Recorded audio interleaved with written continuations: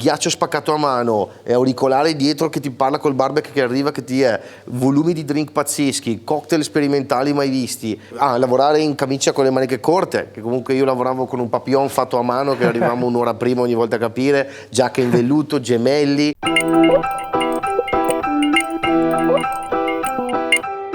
Parlando di Dandelion, sì. Quello è stato forse il mio primo approccio a un mondo di bartending già più verso la mixology, no? Sì. Ero abituato ai classici drink che fanno nei bar di paese qua in Italia e tramite un amico su a Londra, che saluto, che sì. fa Fabio Dal Bosco, mi ha fatto conoscere insomma questi posti. Il primo in cui sono entrato era stato appunto Dandelion e da lì in poi ho capito che intorno a noi c'è veramente un mondo completamente diverso anche da quello che ci aspettiamo. Quando entra Dandelion nel tuo percorso lavorativo? Praticamente al Conno dopo quasi 2 anni, più di 2 anni e mezzo, al Conno da casual barber contratto chiamata ho fatto una bella crescita anche professionale e dopo un anno sono stato premiato per la UKBG come miglior giovane bartender del Regno Unito e ho avuto l'opportunità di studiare come premio di fare il WCT secondo livello Spiris e da lì ho iniziato a imparare sempre di più. Ho voluto fare anche tutto quello che è concetto fuori anche dal bar, quindi lavorare in sala, che è fondamentale, perché la gerarchia a Londra è molto più rigida. Certo. In Italia ci stiamo arrivando adesso, ma le posizioni sono fondamentali.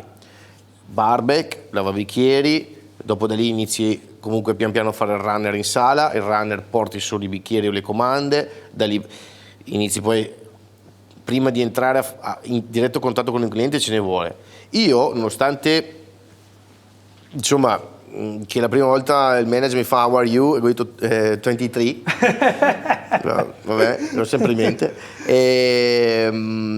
Piccole lacune, però avevo una solida formazione di knowledge, di conoscenze per quanto riguarda creazione di drink e via dicendo, e poi non stavo mai fermo, perché i giorni off andavo a lavorare in pasticceria o andavo a aiutare gli chef, quindi ho imparato a fare gli sciroppi, usare il riflettometro, che è praticamente per la densità degli sciroppi, e capire, cioè tanti strumenti che a me esaltavano. Certo. E lavoravo sempre i giorni off, siccome stavo imparando a studiare il vino, dopo il sommelier in Italia lavoravo in sala nello stellato come aiuto sommelier, quindi ho spinto subito e da lì la voglia di imparare mi ha portato dietro al banco dopo poco tempo e da lì avere dei feedback fantastici, iniziare a fare competizioni, sperimentare, non ero mai fermo.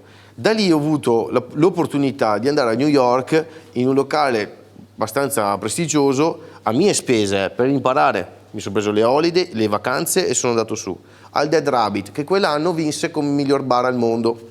Il Dead Rabbit era un bar iconico di New York, certo. E in downtown, dove praticamente un Irish pub sotto e sopra un sistema di miscelazione a me un altro pianeta.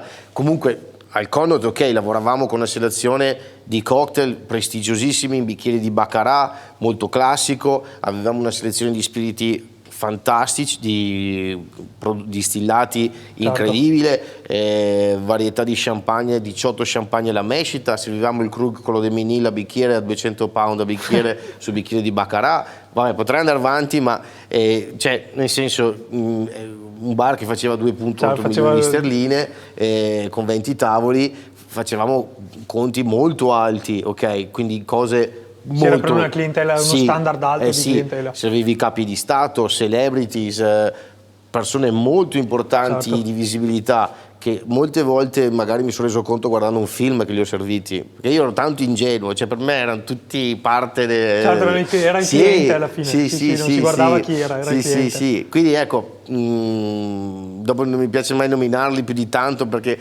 sono i clienti che hai lì, cioè certo, fanno parte di quell'arredamento lì. Un Dead Rabbit che caspita, ghiaccio spaccato a mano, auricolare dietro che ti parla col barback che arriva, che ti è, volumi di drink pazzeschi, cocktail sperimentali mai visti, esecuzione, lavorare in camicia con le maniche corte, che comunque io lavoravo con un papillon fatto a mano che arrivavamo un'ora prima ogni volta a capire, giacca in velluto, gemelli, ci guardavano le mani, i denti, capelli, calzini, che non ho, e via dicendo. Quindi tutto uno standard, chiamava grooming. La barba con le tessere ti guardavano, cioè comunque se eri un po' stropicciato, sì, devi essere sempre fresco. Poi noi, sai, andavamo magari al casino a mangiarci un club sandwich, bere 2 birrette, facevamo tardi, arrivavamo un po' stropicciati, rinfrescati la faccia, vai su subito. Storie così, a un concetto completamente diverso. Sono impazzito. Sì, certo. Da lì a poco mi arriva, insomma, vinco un'altra competizione, non mi ricordo, mi arriva un messaggio, era 2 anni e mezzo che ero lì e volevo esplorare di più, e mi arriva un messaggio da Aidan Bowie, il head bartender del Dandelion, che vorrebbe chiedermi se sono interessato. Ho parlato con insomma, i miei capi manager del Connaught, hanno capito, e ho iniziato a lavorare in un contesto completamente nuovo, che era il Dandelion. Dandelion è un bar, non è a Mayfair, ma è su Blackfriars Bridge, praticamente, sì, la zona Bank, davanti a St. Paul Cathedral e ai Tamigi davanti, fa parte del Mondrian Hotel. È un bar che ha una capacità di 1000 persone, anche standing, e a volte, insomma, volumi molto alti, che giravamo al giorno, ovviamente. E facevamo 4.000-5.000 drink a settimana, perché comunque erano volumi alti, ma non era un high volume bar qualunque, era un high volume bar con cocktail incredibili. C'era un approccio ispirato da, insomma, Ryan e Ian, che per me è stato, io ce l'ho proprio nel cuore, un approccio alla botanica, all'evoluzione delle piante e come imparare ad usarle. Ed è lì che io ho capito, caspita, vengo dalla Lessinia, finalmente ho opportunità di capire, certo, cosa ho nel mio territorio, in uno dei migliori bar al mondo, perché all'epoca era il 3° bar al mondo. Eravamo in 33 ragazzi, ma eravamo una famiglia. Rimanevamo fino alle 5 della mattina al bar per capire come evolvere un drink, come cambiarlo, cioè eravamo maniaci, ma per capire come crescere insieme. Facevamo meeting ogni settimana per storytelling, brainstorming. Per sviluppare un menù ci mettevamo 7 mesi. Lavoravamo tantissimo, certo, non ci fermavamo mai, ma non per gli award che dopo ti dico abbiamo raggiunto, ma perché credevamo in un progetto che era avere un ospite felice, condividere un vibe, ballare con i clienti dietro il banco. Però facevamo dei drink con una miscelazione avanzatissima, e il Dandelion ha distrutto le barriere del bere, che ancora oggi secondo me non ci sono, perché comunque intanto anche le bar station eravamo in 8 dietro il banco, con una struttura ideata come la cucina, quindi un head bartender che chiamava le comande e guarniva i drink. Guarniva, si dice? Sì, è giusto. E poi li mandava al pass e assaggiava ogni drink, se era a posto. I ragazzi del floor, che comunque ti parlavano del menù come se ti stessero dicendo la cosa più bella, perché ci credevano, spiegandoti i drink, le caratteristiche e via dicendo, e perdendo anche del tempo con te, nonostante fosse busy, ma perché dovevi entrare nel concetto. Avevamo drink con la ruggine, avevamo erba distillata, essenze al cuoio, cioè cose, però tutto veloce. Quindi 2 bartender che facevano i drink in sincronia al pass, e poi altri 2 bartender che, a volte molto spesso ero io, che intrattenevano i clienti al banco, mantenendo degli standard rigidissimi, perché in un 5 stelle lusso come il Connaught devi seguire degli standard che si chiamano AQA, Leading Quality Assurance, o Forbes, che sono degli standard dove tu devi riconoscere in 30 secondi un cliente, l'eye contact, devi servire in tot minuti il menù, devi chiedere se hanno allergie, devi mettere i costi sul bicchiere, i sottobicchieri, i tovagliolini, avere delle accortezze. Un po' come il film Burn, quando c'è cosa del Michelin Star, buttano il tovagliolo. Certo. Ecco, arrivano, registrano le chiamate, perché hai delle ispezioni di clienti Mr. X che vengono in questi 5 stelle extra lusso per vedere, e da lì sale il rate, sale la prestigiosità dell'hotel e via dicendo. In quel contesto lì invece del Dandelion è molto più freestyle, però allo stesso tempo seguivamo degli standard ispirati a quell'hotel lì, che per una persona, per i volumi che facevamo, dice è impossibile, invece era proprio la comunicazione. E ho capito che in un locale le due persone più importanti non è il figo del bartender, è il barback, il lavabicchieri e la hostess. Queste due persone sono fondamentali per far sì che il flow del bar è calmo, è gestibile, perché hai i bicchieri puliti, hai lo stock sistemato, hai tutte le preparazioni a posto, hai una persona che ti dirige i tavoli e poi tutto l'altro team dirige l'orchestra. Eravamo una barca incredibile e da lì poi abbiamo raggiunto award che adesso mi caso bomba, ma in quel momento lì non realizzi. Certo. Facevamo una media di 80-85 ore a settimana di lavoro, Però sai, abbiamo raggiunto come miglior bar al mondo per i 50 best, per Tales of the Cocktail, best bar, best menu, best cocktail bar, best team. Abbiamo vinto tantissimi award, un po' il Milan degli anni d'oro, no? Esatto. Ed è un ricordo incredibile il Dandelion. Da lì ho capito tantissime cose e mi ha fortificato tantissimo. Però da lì deriva anche un passo falso dopo, che mi fa piacere anche raccontarlo, perché comunque è giusto. Perché quando raggiungi tanta visibilità e comunque hai ancora voglia di crescere, però bisogna imparare ad andare piano. E l'ho imparato sulla mia pelle quella volta lì. Perché comunque poi il bar era intenzione di cambiare il nome, cambiare il concept, adesso si chiama Lioness. Esatto. E perché comunque il bar aveva raggiunto un livello troppo alto, quindi hanno deciso un po' di uccidere la bestia per ricreare un concept nuovo. E avrei lasciato anche tanti colleghi perché stavano andando via, che erano diventati degli amici per me veramente importanti, tra cui anche la mia Veronica, Alfonso e insomma via dicendo, tanti Fabiola, insomma nominarli tutti sono 33, però sono tanto vicino. E da lì ho deciso di fare uno step altissimo, mi è stata proposta una posizione incredibile in un hotel che si chiama Claridge's, tra cui comunque clienti, ospiti prestigiosissimi, però è durata pochissimo perché non ho passato il periodo di prova. Lì non ho passato il periodo di prova perché non ero all'altezza, mi hanno proposto una posizione di assistant bar manager, quindi tornare nel mondo di lusso, ma è lusso veramente alto. Certo. E una volta io non ho servito personalmente, ma anche perfino la regina è venuta a bere un martini, l'ha servita il manager che era il suo assistente. Lo stesso stile, c'era anche Michelle Obama, cioè posti incredibili, però bisogna anche capire a volte che comunque devi saper gestire te stesso e i tuoi limiti momentanei, ci arriverai. Ho avuto una batosta incredibile perché comunque mi è stato detto che ero troppo emotional e che non sarei mai arrivato a diventare un manager, che non avevo le potenzialità per diventare un manager perché ero troppo sensibile e mi attaccavo troppo al team, perché per me il team, con l'esperienza che ho avuto al Dandelion, era importante. Era il centro da cui lì purtroppo tutto. Non ero nelle condizioni di poter gestire un'esperienza così, quindi a volte non è una corsa ma è una maratona e bisogna andare piano, e anche perché se no ti bruci forte, stai male perché ci tieni, no? Certo. Allora mi sono preso del tempo, se vuoi vado avanti poi ti racconto. Da lì praticamente è iniziato un po' il concetto di meaningful drinking, di prendermi cura di me, e da lì poi ho avuto altri step. Ricordo invece di una tua esperienza lavorativa di cui ho sentito parlare allo Stratford. Quella penso che sia stata veramente una parte tosta, sì, però anche insomma veramente importante, soprattutto arrivava dopo un'esperienza insomma non troppo positiva. Qualche mese dopo, perché ho dovuto rigenerarmi molto, l'esperienza del Claridge's, mi è stato proposto da una persona importantissima per me che era Elias, un manager importante, un'apertura di un hotel a Stratford, una zona completamente fuori. Facendola corta, mi ha introdotto su tutto quello che è il mondo del management, quindi cos'è un drain cost, un P&L, un forecast, cose nuove, e capire come fare un development di un menu e tutto. Da lì ho creato questo menu ispirato alle emozioni.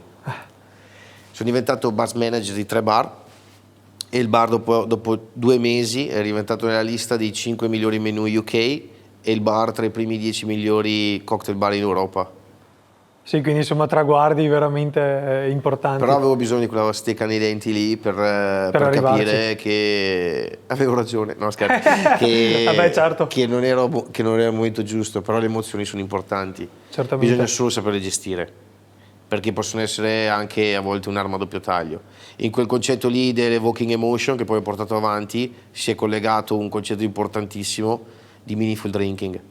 E cos'è meaningful drinking? E da dove nasce questa idea e cosa significa anche per te personalmente? Meaningful drinking è un progetto che è nato più per me, per capire e capirmi, è un concetto di consapevolezza. Dopo gli esempi della mia famiglia, comunque di ospitalità, si arriva a un punto a Londra o comunque nell'industria in generale che la visibilità ti crea confusione di identità, nel senso che Enrico è il bartender, ma Enrico è anche un ragazzo che viene a Caldiero che comunque ha bisogno di cose normali. Io viaggiavo tantissimo, cioè nel senso non è che facevo grandi cose, però viaggiavo tanto, per una media, nel senso, ed ero onorato di questo. Persone mi pagavano un volo, mi pagano ancora adesso, però cioè, se ci penso, per fare dei cocktail in un altro bar da un'altra parte del mondo, Shanghai, Bangkok e via dicendo.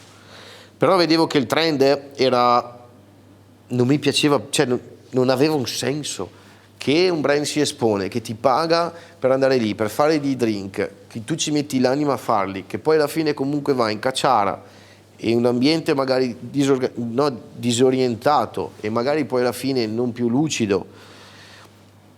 Non trovavo un meaningful, un purpose, uno scopo in tutto questo. Certo. Mi andava bene perché comunque sì, bellissimo, ma dentro di me sentivo che potevo fare qualcosa di più. Avevo esempi della mia famiglia che mi dimostravano che con anche un bicchiere d'acqua e un sorriso regalavi una gioia a una persona. Di tutte le nazionalità, ma anche problematiche. Certo. Quindi da lì ho voluto creare, ero in una regata, sì, in barca, con un caro amico che si chiama Tony Pescatori, una leggenda nel mondo del bar, lavorava al Niger all'epoca, e gli ho detto: io voglio creare un concept che mette in link tra brand e bar con la nostra visibilità e aiutiamo istituzioni importanti, locali in giro per il mondo, dove aiutiamo bambini, animali, persone che ne hanno bisogno, case famiglia. Secondo te è possibile? Facciamolo. Io ho tantissime conoscenze, anche tu. Perché gli ho detto, io ho guardato Patch Adams, un film di Robbie Williams, e gli ho detto, ho visto che comunque lui non era mai capito per la sua genialità, vabbè, se sono stato intelligente dico sempre aver fatto questo lavoro, però mi ha dato un'ispirazione questo film, che ci si può fare molto di più che un drink e un post su social media e via dicendo. Allora facciamola. Gli ho detto ok, da lì è nato il primo progetto Meaningful Drinking in un bar, l'Untitled, supportando un'istituzione che si chiamava Felix, che aiutava gli homeless, persone senza tetto a Londra. Vabbè, cerchiamo uno sponsor, gli ho detto, caspita, Campari, il gruppo Campari, prima serata ci sponsorizza, pazzesco. Vabbè, facciamo una serata, zero budget, cioè nel senso, certo. Noi poveri cani, nel senso, però noi insomma persone umili ma con grande sogno. Caspita, abbiamo raccolto l'incasso per dare da mangiare a 2000 homeless a Londra in una sera.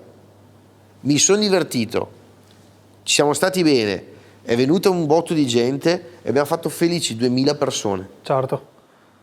Sì, sono eventi che lasciano il segno non solo poi in questi 2000 senza tetto felici, sì, però anche dentro di noi, insomma. Esatto, e poi da lì ho detto, ma caspita, tanto. Se per così poco andiamo avanti.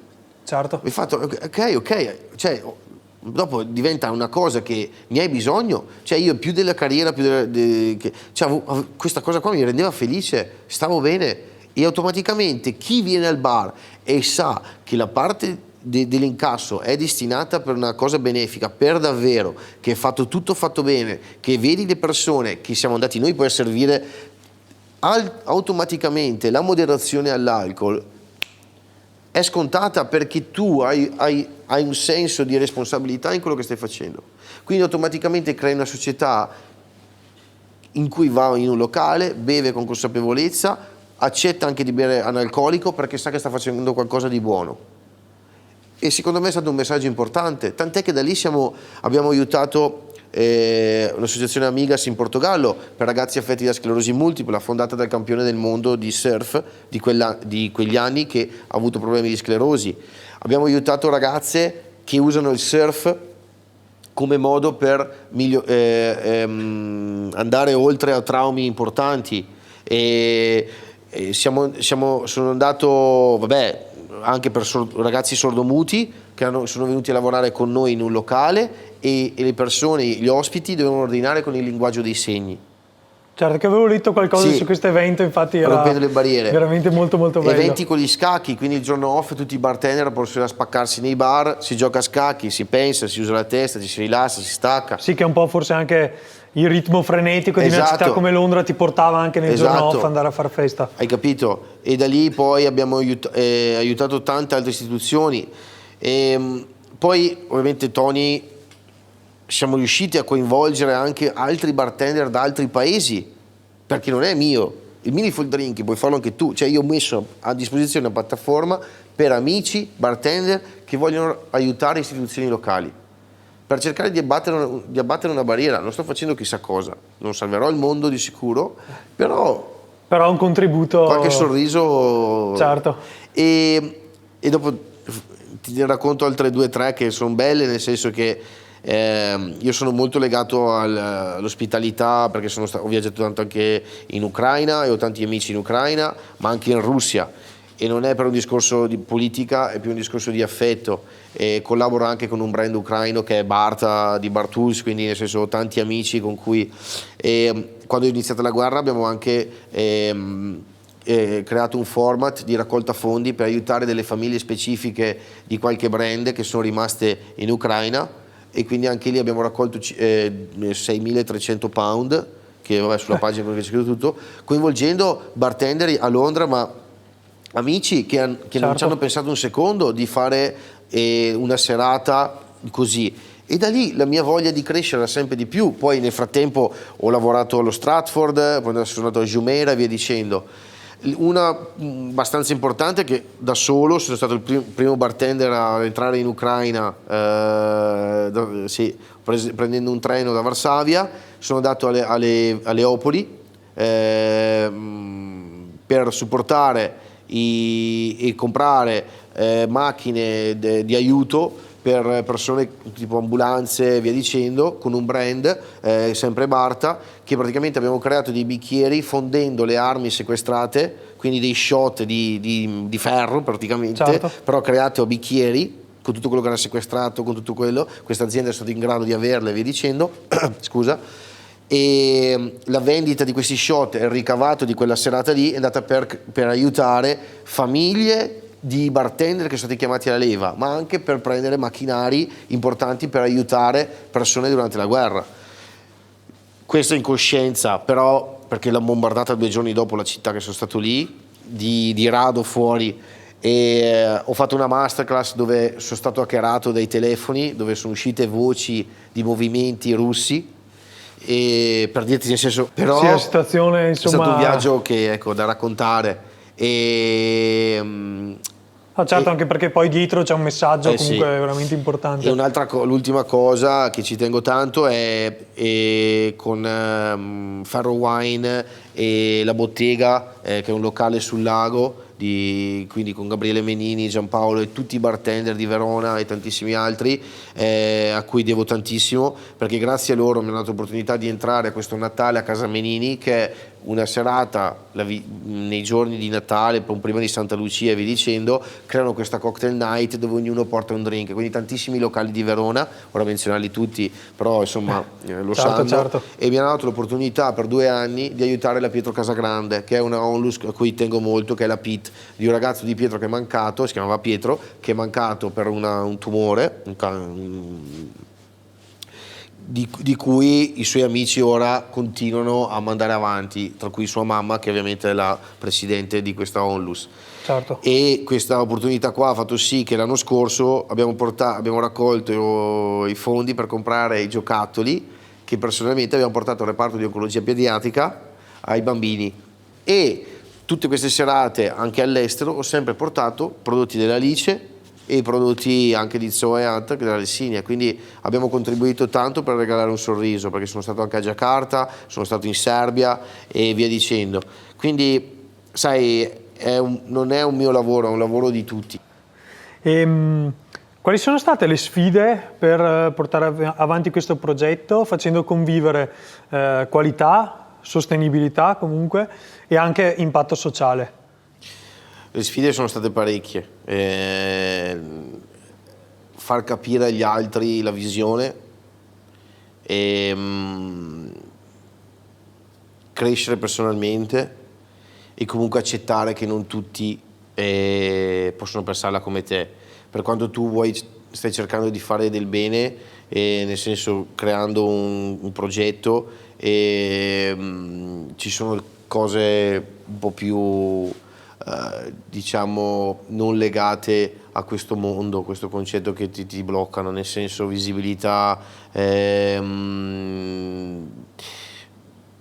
secondo me è una società un po' troppo legata al consumismo, alla visibilità, e quindi questa industria mi ha creato molte porte in faccia. Certo. Ma è stato meglio così, perché è una selezione naturale, nel senso da parte mia, perché alla fine è un progetto che fa del bene ma senza chiedere niente in cambio, quindi è molto umile, però può essere molto grande. Vedo molta tendenza anche oggi nel bere, ma anche proprio nel bere analcolico, ma anche nel bere o nell'assumere cibo, no? Che comunque questo finto mondo elfi, no? Sì, certo. Qui abbiamo un pane comunque fatto con sostenibilità, 3 elementi, 4, ma di grande profumi, di grandi sentori, ma comunque anche cose genuine, buone. Io credo che dobbiamo ritornare un po' a questo, in tutto, Infatti la sono genuinità delle d'accordissimo cose e non guardare ogni volta se la cosa è esteticamente o visibilmente ok, possiamo procedere, perché non è così che funziona. Sì, ormai tanti vanno solo su una questione di immagine, Esatto. di farsi vedere sui social che hanno il piatto figo, Esatto. che hanno il drink figo e Esatto. magari non guardano neanche alla fine, non stanno attenti alla qualità dell'ingrediente primario e comunque anche del prodotto finito, tante volte. Un esempio eclatante che può essere Mini Food Inc., ma adesso abbiamo parlato della Lice o anche dei ragazzi di Anta che so, perché comunque il concetto è sempre la Lessinia, ma se io ti metto a fianco una tisana della Lice digestiva e magari a fianco un brand di tisane famosissimo a una persona magari che è sempre nel mondo salutare, di social media e tutto, io sono sicuro che non sceglierà il prodotto della Lice. Perché? Perché non ha le conoscenze, non sa l'atto benefico che può fare quella radice raccolta a mano, tagliata, essiccata, messa dentro e tutte le proprietà terapeutiche. Ma forse è anche una fortuna a volte, perché i prodotti della terra sono destinati a chi se li merita, certo, e a chi li capisce. E la stessa cosa vale per un gin fatto con una storia di un folklore, di una terra bellissima, e un gin magari commerciale. Perché solo chi capisce la tradizione, la cultura e tutto quello che c'è dietro, secondo me, è pronto per fare un'esperienza. Chi invece lo fa solo per dare una visibilità che lo sta facendo, è un peccato, perché sta ingerendo qualcosa che è uno spreco, secondo me, certo, per il prodotto. Perché ci sono tante sfaccettature di quel prodotto, di come è stato fatto, delle mani delle persone che hanno preso, l'hanno raccolto, ci hanno creduto, la testa, le notti in bianco per creare le etichette, i prodotti e tutto quanto, che secondo me è fondamentale che ci sia anche questa selezione qua. Quindi a volte non bisogna più pretendere che piaci a tutti o che sei capito da tutti, e non bisogna neanche più pensare a quello che pensano gli altri.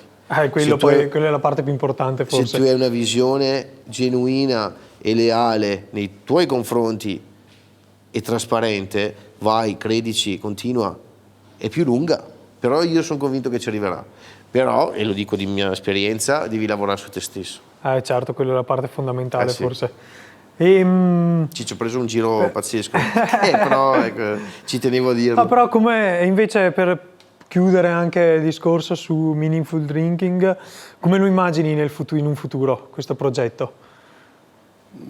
Ho tanti sogni. Ok. E non vedo risvegliarmi e realizzarli, ecco. Quindi adesso, sai, parto tra poco, tra qualche giorno, per un progetto importantissimo in India. Quindi magari si fermerà un attimo, però sono stato da poco anche in una casa famiglia molto, molto semplice a fare dei mojiti analcolici ed è stata una gioia. Quindi ecco, a volte non bisogna fare neanche grandi cose, ma piccole cose, cioè il Meaningful Drinking deve essere una goccia continua, Certo. che magari se vuoi farlo anche tu, cioè è un progetto che comunque, sai, io sono molto impegnato a volte sul lavoro, però come l'opportunità. Un giorno la vedo come una piattaforma disponibile per tutti, per comunque aiutare istituzioni locali, cose reali, facendo quello che amiamo, che è l'ospitalità. E Certo. per far capire che l'ospitalità non ha barriere, perché penso di esserne un esempio della famiglia che vengo. Ah beh, certamente, e soprattutto... Con tutta umiltà, però, però ormai per fortuna secondo me si sta evolvendo anche l'idea della persona comune sull'ospitalità, che non è più il semplice andare fuori a mangiare per stare in compagnia, però è andare a mangiare per comunque mangiare un prodotto che non trovi in altri posti, per bere un drink che magari non trovi nel bar dove sei abituato ad andare. Si sta evolvendo e stanno imparando anche molto ad ascoltare il bartender o lo chef o i consigli che vengono dati dai ragazzi in sala e da tutti. Esatto, e la base di questo, secondo me, per esempio, tua mamma e tuo papà siete anche un grande esempio di armonia lavorativa in una famiglia, che è bellissimo, e questo è un complimento che ti faccio sempre, ma ci tengo, Grazie. perché comunque anche sei giovane, ma quello che stai creando è fantastico, ma anche di dare un training al team, investire. È chiaro che al giorno d'oggi è difficile, però nel senso, e ne sono cosciente e tutto, però è un investimento importantissimo quello da fare anche su i colleghi che lavorano per trasmettere questo messaggio qua. Certo. Si fanno tanti training ai dipendenti, a volte si dice bisognerebbe fare anche dei training ai clienti per come stare al bar, però, ovviamente non ci sono, quindi dobbiamo essere in grado noi di far percepire questo. E una cosa anche vorrei dirti in più, che è anche importante a volte non solo sempre cercare la novità, ma trovare anche il classico riproposto sempre fatto bene, perché per esempio è anche lì che bisogna crescere, perché l'innovazione è importante, ma deve esserci una base. Certamente. Hai capito? No, infatti... Come te che produci piatti classici della tradizione ma con un'innovazione di drink. Secondo me è molto importante questo. Perché bisogna bilanciare sempre le due cose, secondo me. Perché fai anche lo spritz, ma fai anche il drink innovativo. Non bisogna mai perdere quell'ancora lì. Sì, è come nei piatti, abbiamo il classico tonnarello allo scoglio, ma abbiamo anche una parte più legata alla Lessinia, stiamo iniziando a cercare di legare un po' prodotti del territorio a prodotti del mare, quindi insomma, mari e monti non è un abbinamento molto semplice, però stiamo cercando di portarlo avanti. Stavamo dicendo appunto di questo bilanciare innovazione e tradizione anche. Secondo me quando sono partito, anche perché mi sono fatto un mese di scuola in European Bartender School a Londra, ho imparato un tipo di miscelazione molto classica, quindi i cocktail classici senza avere una visione molto innovativa. Poi al mio ritorno appunto ho provato a riproporre, però riproponevo quei classici cocktail che tutti conoscono. Finché poi appunto non ci siamo conosciuti, abbiamo avuto l'opportunità anche di confrontarci e abbiamo costruito insieme anche la nostra drink list e abbiamo portato appunto questa innovazione che voglio portare avanti anche adesso con il tempo, di drink creativi utilizzando i prodotti della Lessinia, lo Zoa, l'Antac, i sciroppi di Alice, chi più ne ha più ne metta. Anche con il tempo sicuramente entreranno nuovi prodotti, quindi ci tenevo anche a ringraziarti per aver importato questa nuova visione di bartending, diciamo, anche più legata quasi a una piccola mixology, mi viene da dire. Secondo me la creazione di un classico, ok, è basata su uno studio, su delle ricette, ok, che sono chiare, sono scritte, ok. ma io sono convinto che è un inizio. La ricetta è un'idea.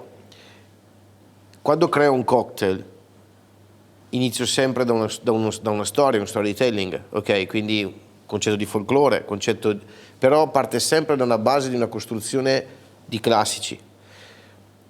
A volte il drink lo vedo già in testa, cioè ce l'ho già dentro, e grazie alla crescita di andare nella Lessinia, anche proprio assaggiare le erbe e i profumi, perché comunque mia mamma è una grande cuoca, quindi comunque e avendo lavorato per un brand di essenze e di oli essenziali per tanti anni, e avendo comunque assaggiato ogni singola cosa che era commestibile, ho una percezione dei gusti che ho imparato a connettere cosa sta bene, e a volte anche a darmi dei challenge. Quindi quello che ti voglio dire è che la base della costruzione classica è importante, ma bisogna poi avere tanta fantasia, creatività e conoscenza della materia prima, e sapere che comunque anche su una pianta di pomodoro non è solo il pomodoro la parte finale, ma c'è anche il raspo che è bellissimo, le foglie, e come sul limone, e sapere anche tantissime proprietà, che per esempio il limonene è l'unica molecola che c'è negli agrumi che fa dare la struttura degli agrumi, perché la percentuale di limonene dal limone al lime al pompelmo, quello va a identificare perché è un lime o un limone, quindi tante anche cose proprio di studio, ma anche di sapori. È importante sapere la differenza tra un pompelmo giallo, un pompelmo rosa, il limone del Garda, del limone della Sicilia. Tutto questo è basico, secondo me. Dopo si può imparare tantissime cose, ma qua abbiamo capito, imparato che con degli sciroppi di una terra fantastica, fatti in modo semplice ma in modo appropriato, possiamo creare, con una conoscenza di drink classici, cocktail con storytelling bellissimo. Certamente. Ritornando un po' anche a come avevamo aperto, quindi restare o partire, partire o restare. Domenica scorsa leggendo il giornale, mi è capitato un articolo che parlava di un record di giovani veronesi che sono partiti per l'estero, che nell'ultimo anno sono partiti in 1200, quindi insomma ormai è un trend che sta sempre più crescendo. Dopo alla fine forse è il sogno di ognuno, il nostro sogno è quello di andare lontano e crearci una vita magari distante da qui. Hai un consiglio che vorresti dare a chi decide di girare il mondo, che sia per carriera, per passione, poi si costruisce, vuole costruire qualcosa distante da qui? Ma la domanda è quei 1200 giovani che vorrei fare è se siete partiti o siete scappati, che è diverso. Perché restare o partire, secondo me l'importante è non scappare in entrambi i casi, perché la fuga non è mai una soluzione. Dal momento che si parte devi avere dietro di te e lo dico per esperienza personale, perché non dura tanto.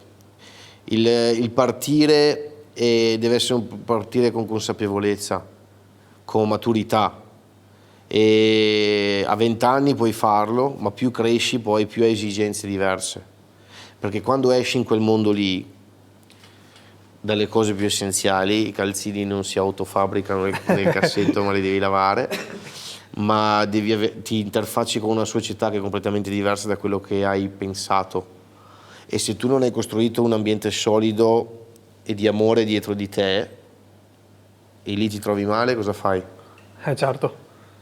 Quindi quello che consiglio è non scappate. Partite, ma partite per costruire qualcosa.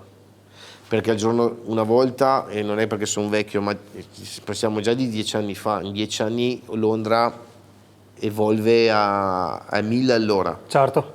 Quindi nel senso, parlo di Londra, ma parlo di tantissimi altri posti. Ho avuto l'opportunità di Londra, Sud America, Asia, India, ora ritorno in India settimana prossima, e sono culture diverse, sono approcci diversi, sono ambienti diversi.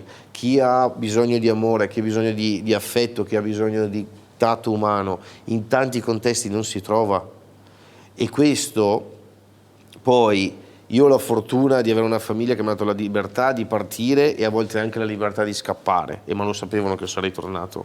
Certo. E questo è grande fonte di amore e gli devo tanto alla mia famiglia. Infatti secondo me siete anche un grande esempio proprio di questo restare o partire. Sì. Anche tuo fratello appunto che ha scelto invece, al contrario di te, di rimanere e portare avanti quello che era il bar, esatto, facendolo evolvere comunque con drink al passo coi tempi, uno stile di bartending veramente figo per questi anni che trovi raramente qui nella provincia, diciamo.